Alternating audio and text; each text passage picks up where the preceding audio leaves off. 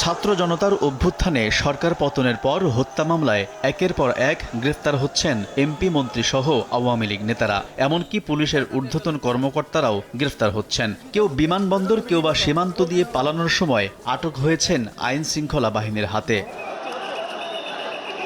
বৈষম্য বিরোধী ছাত্র আন্দোলনের সময় শিক্ষার্থীদের উপর নির্বিচারে গুলি ও হত্যার দায়ে গ্রেফতার হয়েছেন সাবেক আইনমন্ত্রী আনিসুল হক, সাবেক প্রধানমন্ত্রীর বেসরকারি শিল্প ও বিনিয়োগ উপদেষ্টা সালমান এফ রহমান, জ্বালানি খনিজ সম্পদ ও বিদ্যুৎ বিষয়ক উপদেষ্টা তৌফিকি ইলাহি চৌধুরী সহ স্বৈরাচার সরকারের অন্তত ২৫ জন সাবেক মন্ত্রী, সংসদ সদস্য সহ বেশ কয়েকজন শীর্ষ নেতা।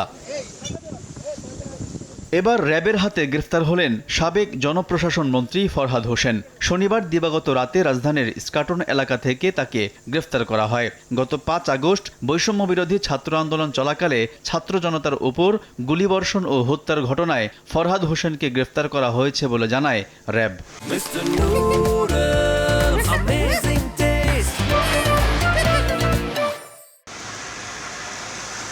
পরে রাত ১২টার দিকে ফরহাদ হোসেনকে আদাবর থানায় হস্তান্তর করে র্যাব। থানা সূত্র জানায়, শিক্ষার্থী হত্যা মামলায় আওয়ামী লীগের এই নেতাকে গ্রেফতার করা হয়েছে।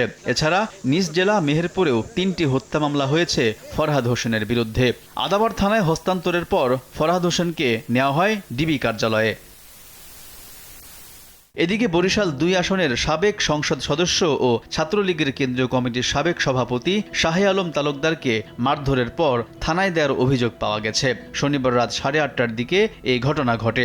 গুলশান থানা সূত্র জানায়, তিনি আপাতত পুলিশ হেফাজতে রয়েছেন। খতিয়ে দেখা হচ্ছে তার বিরুদ্ধে আনা অভিযোগগুলো।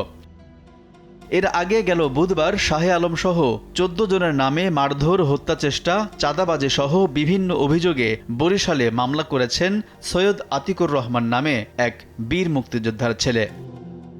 আলতাফ হোসাইন, সময় সংবাদ, ঢাকা।